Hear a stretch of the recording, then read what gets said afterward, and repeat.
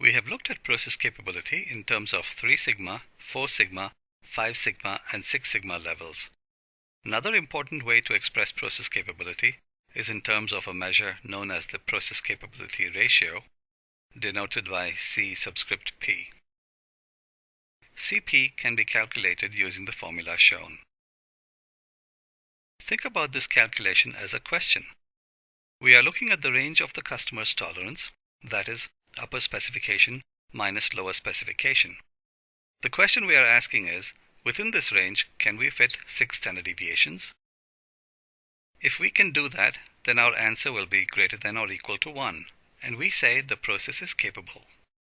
If we cannot do that, our answer will be less than 1, and we say the process is not capable. How does this Cp measurement line up with the scale we saw earlier in terms of 3 sigma, 4 sigma, 5 sigma, and 6 sigma levels? To answer that question, let us look at our 3 sigma capable coffee machine, Model A.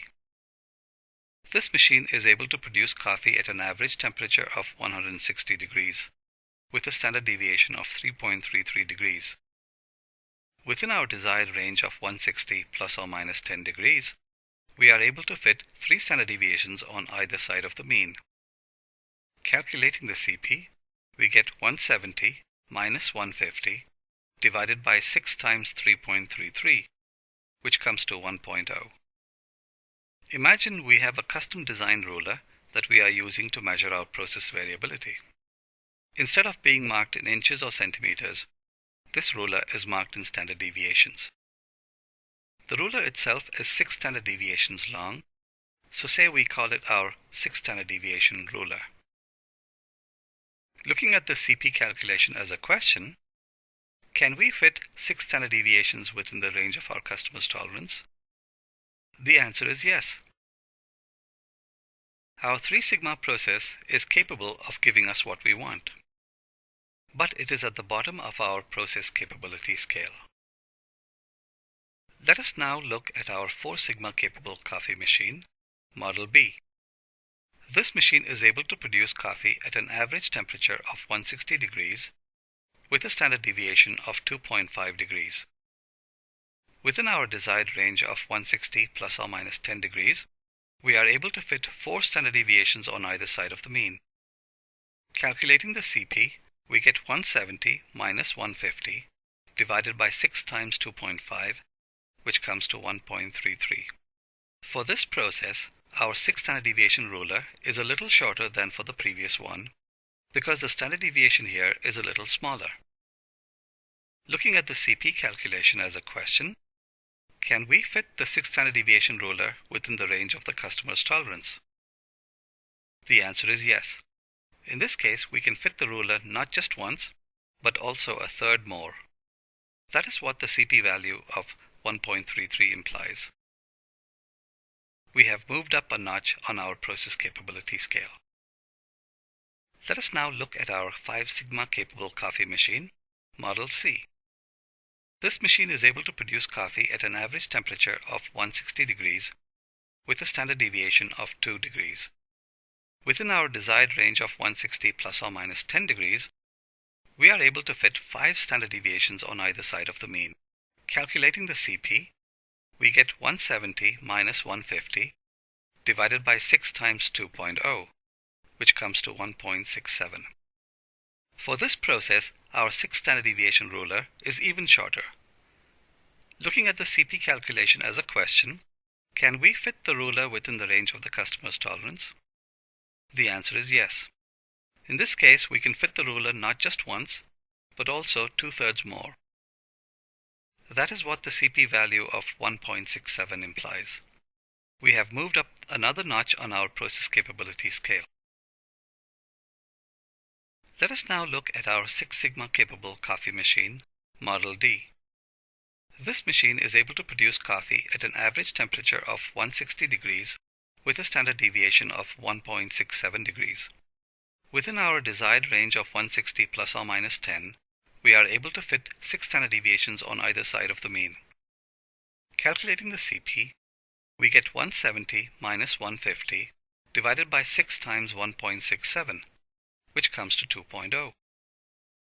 For this process, our 6 standard deviation ruler is much shorter, half the length of the original ruler. Looking at the CP calculation as a question, can we fit the ruler within the range of the customer's tolerance? Yes. In this case, we can fit the ruler not just once, but twice. That is what the CP value of 2.0 implies. We have moved up to the upper end of our process capability scale. Meanwhile, how does my current 2 sigma capable coffee machine measure up on this ruler? This machine is able to produce coffee at an average temperature of 160 degrees with a standard deviation of 5 degrees. Within our desired range of 160 plus or minus 10 degrees, we are able to fit only 2 standard deviations on either side of the mean. Calculating the CP, we get 170 minus 150 divided by 6 times 5, which comes to only 0.67. For this process, our 6 standard deviation ruler is rather large. Can we fit the ruler within the range of the customer's tolerance? The answer is no. In this case, we can only fit 2/3 of the ruler. That is what the CP value of 0.67 implies. We have dropped below the capable range of our process capability scale. The process capability ratio, CP, thus provides us a process capability scale that goes from 1.0 to 2.0. Processes that are less than 3 sigma capable would be considered as not capable. The 3 sigma, 4 sigma, 5 sigma, and 6 sigma levels of process capability correspond to CP values of 1.0, 1.33, 1.67, and 2.0. These process capability scales increase in a linear fashion. However, the corresponding process quality levels increase astronomically. Let us go back to the 4 sigma capable coffee machine, Model B, with an average temperature of 160 degrees and a standard deviation of 2.5 degrees. The CP value for this 4 sigma capable process is 1.33. Now let us say the temperature knob on this machine has become loose over time. I set the knob at 160 degrees, but the machine is actually producing coffee at an average temperature of 162 degrees. Let us calculate the CP again. The upper and lower specifications are still 170 and 150 degrees, respectively. The standard deviation is still the same at 2.5 degrees. Therefore, CP works out to 1.33. Wait a minute, that's the same value as before the process shifted upwards, isn't it? But clearly the process is not capable at the 4 sigma level anymore. We are now unable to fit 4 standard deviations between the process mean and the customer's upper tolerance of 170 degrees. But our CP value has not changed to reflect that fact.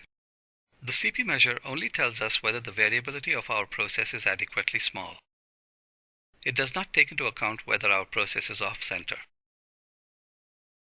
There is another important measure of process capability that takes the process centering into consideration. This measure is known as the Process Capability Index, denoted by C subscript pk. CPK can be calculated using the formula shown. Think about this calculation also as a question, but as a 2-part question. Each part of the question looks at how far the process mean is from one of the ends of the customer's tolerance range. For CP, we were trying to fit a 6 standard deviation ruler 1.33 times within the entire customer's tolerance range. 1.33 corresponds to 4 sigma. For CPK, we are trying to fit a 3 standard deviation ruler 1.33 times on each side of the process mean. If the process mean is closer to one of the edges of the range, we have less room on that side, so that side will limit our process capability. Calculating the CPK, we see that the upper and lower specifications and the standard deviation are the same as for our CP calculation. However, the process mean has shifted to 162 degrees. We can fit the 3 standard deviation ruler 1.6 times between 150 degrees and 162 degrees, but only 1.067 times between 170 degrees and 162 degrees. The CPK value is the smaller of these two numbers, or 1.067.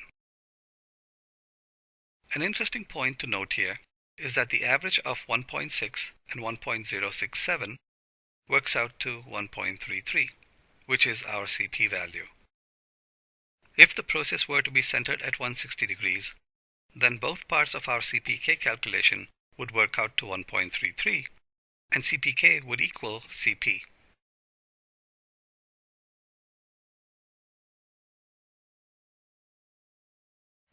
Thus, CPK can never exceed CP. CP sets the upper bound for CPK.